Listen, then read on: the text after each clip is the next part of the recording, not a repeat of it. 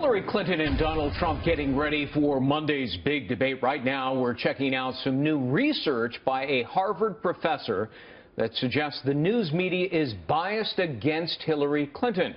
Well, that analysis, Clinton has undergone, quote, substantially more negative news coverage throughout the campaign.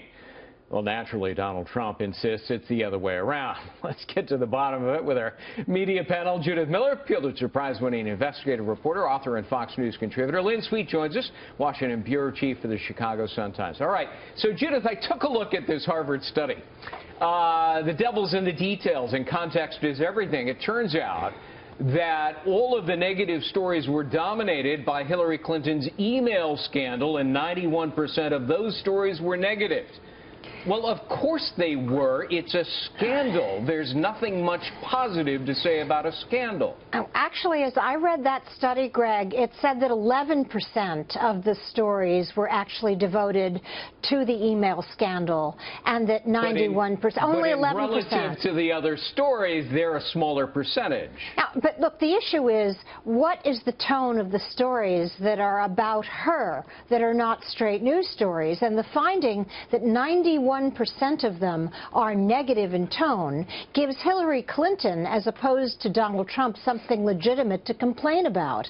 And I think that, you know, we've seen a woman who is more heavily scrutinized than anyone else. A scandal that she wasn't indicted?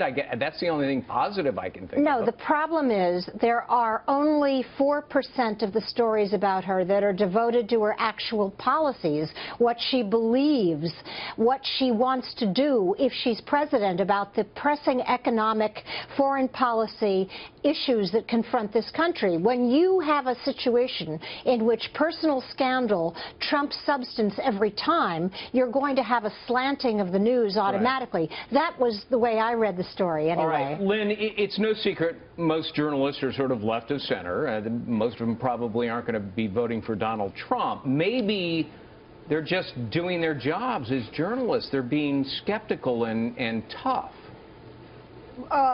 Let's leave aside your assertion about whatever you think the universe of journalists are, and I know that's a separate issue. Let's stick with the study for the minute, done by Tom Patterson at Harvard's Shorenstein Center, where he also says, I have looked at the study itself, Greg, what he talks about is that the large amount of negative coverage that both of them have gotten, including in the context of policy. So just so our viewers know, this is not just a study of Hillary Clinton's emails. It's a study of coverage from a multitude of mainstream sources in the convention month of this summer.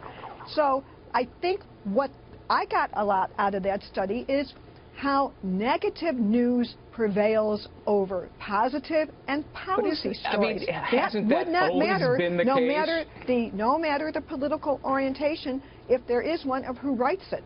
Covering a speech is covering a speech, Craig, and I don't think most journalists who are out there doing a news story throws their coverage in the way that you suggest. Yeah, you know, Judith, if both Hillary Clinton and Donald Trump say the media is biased against them, who's telling the truth? Or maybe the media is simply being fair by asking tough, challenging questions and pointing out inconsistencies and, in some cases, outright lies and deceptions. Look, I think the one thing that most Americans who are paying attention to politics saw, as an example, was the Matt Lauer interview of Hillary Clinton and then Donald Trump on that forum. And it was just astonishing. I mean, the ordinary viewer would have noticed, irrespective of Harvard studies, that Matt Lauer continued to talk over the female candidate and did not do that with Donald Trump, never challenged him. In our business, Greg, going back to your point... But Trump said Lauer was tough on him. No, that he didn't even challenge him on the many misstatements that he made. And I think that was a widespread consensus among pretty neutral reporters. But here's the issue. In our business, in print, we used to say, if it bleeds, it leads. Right. And that's the nature of the beast. And that's what both candidates are complaining about. My problem with the coverage is that so much of it has been personality-oriented and character-oriented that the American people don't really know what policy prescriptions these candidates are offering. Right.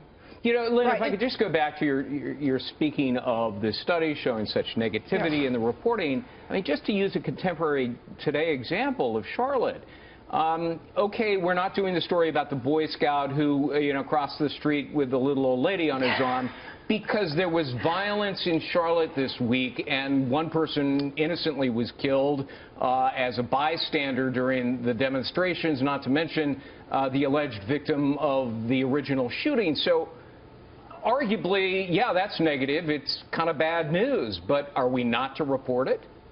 No, no one is suggesting that. And where we might have a discussion is on the margins. If the cable outlets should or should not devote as much time as they're doing to it. I think you have many news judgments along the way.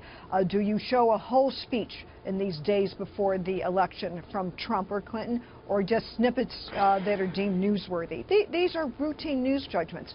And one of the points, I think, when Donald Trump complains about the media, or now decides not to have press conferences, after complaining so long about Hillary Clinton not having them, is that he went through months and months of such favorable, easy, light and fluffy coverage that when people ask what seems to me routine questions about his businesses and his charitable giving, he takes this as negative when this is routine. Yeah, unless you fawn all over him, you're not being fair to him. All right. That is how, Judith Miller, Lynn Sweet, I'm afraid we're out of time, but you know what I'm saying is true, all right? If you're not a sycophant, you're negative toward it. Judith Miller, Lynn Sweet, thanks. Thank you. Hey, thank you.